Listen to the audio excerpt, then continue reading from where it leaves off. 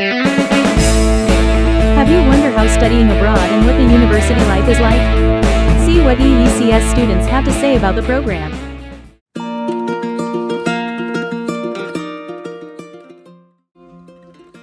So for this question, the answer is actually quite simple.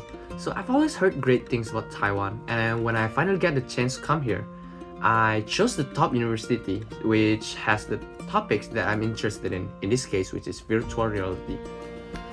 Since I know from the very beginning that I wanted to pursue electrical engineering, I want to study at the best university.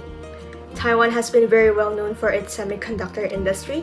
Hence, studying in the best electrical engineering university in the best semiconductor manufacturer is the most logical thing for me to do.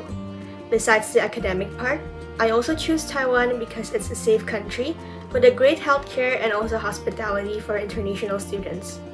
Moreover, Taiwan is very welcoming for international students to work part-time, also allowing us to do internship, which I think is a great addition besides our university life.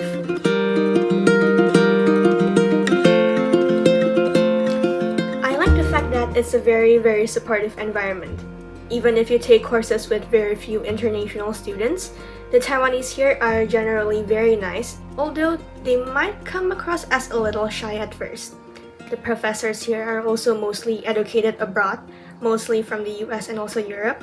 Hence, their knowledge is very diverse, offering us more perspective and also opportunities. I personally enjoy my time in EECS at NTHU, as I find both international and Taiwanese friends very helpful and kind. Plus, my professors, advisors, and TAs cares a lot about me and my studies, and even actively offer me an extra hand and guidance. For Taiwan, I feel that the fact that it's a very safe country makes me comfortable to study without any worries.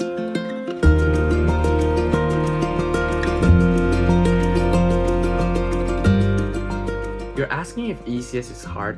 The answer to this is actually quite obvious. You're applying to one of the hardest departments in one of the top universities in Taiwan, so of course it's gonna be really hard, and it's never gonna get easier.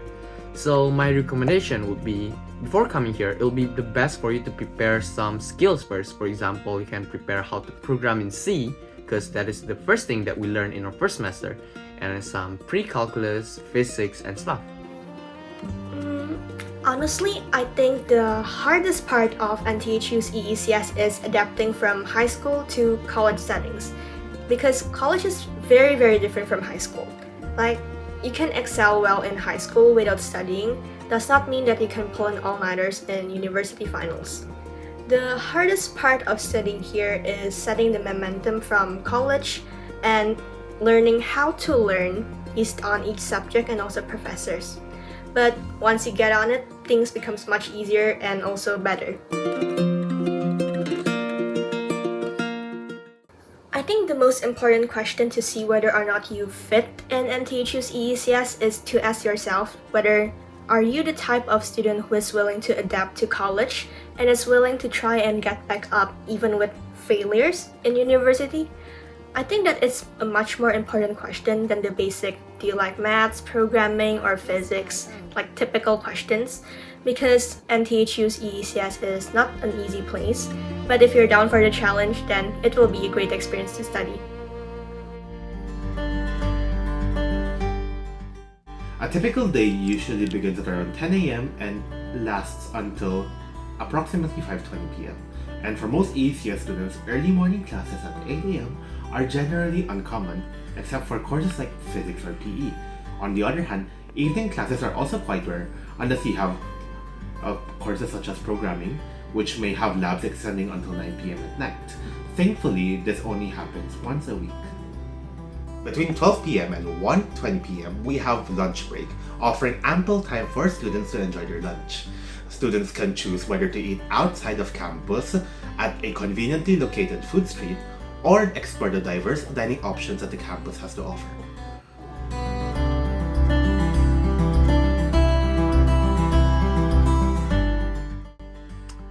So for me personally, the best one out of all of these would be the study group, because not only can you work with your friend, you guys can have more brain, which means you guys can solve problems faster, And what's the best here is that if you apply for some program in the NTHU, you can even get some funding from the school.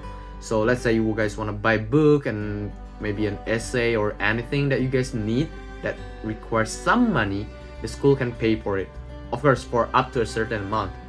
And then for tutoring session, every class has their TA time, so they will have their teaching assistant maybe in Wednesday night, and then you guys have to go there. You can ask questions to the TA.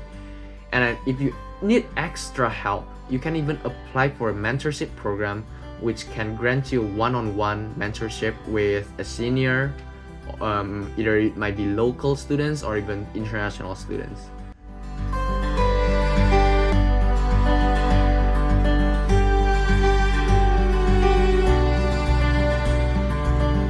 Part of the international community, different students from different nationalities generally tend to support each other. This ensures that you don't feel left behind and also interact with people not only from your country but also like different countries. So this ensures like diversity inside your community. When you are having trouble with your assignments, do not be afraid to ask for help from other people as they are willing to assist you. So I would say that stepping outside your comfort zone is definitely a must. Very. I like to describe it as a healthy competition where we lift each other up and not drag each other down, not just in academics but also personal life. We like to share academic information such as competition, courses, and also internships, as well as personal insights. And it's not just limited to each nationality's friend group. Like for example, I'm Indonesian. It does not mean that I'm 100% going to stick with my Indonesian friends, but also the whole international and Taiwanese students too. We just need to get a little outgoing at first to break the ice, and then communities here, whether international and also Taiwanese, are generally very welcoming and are willing to help.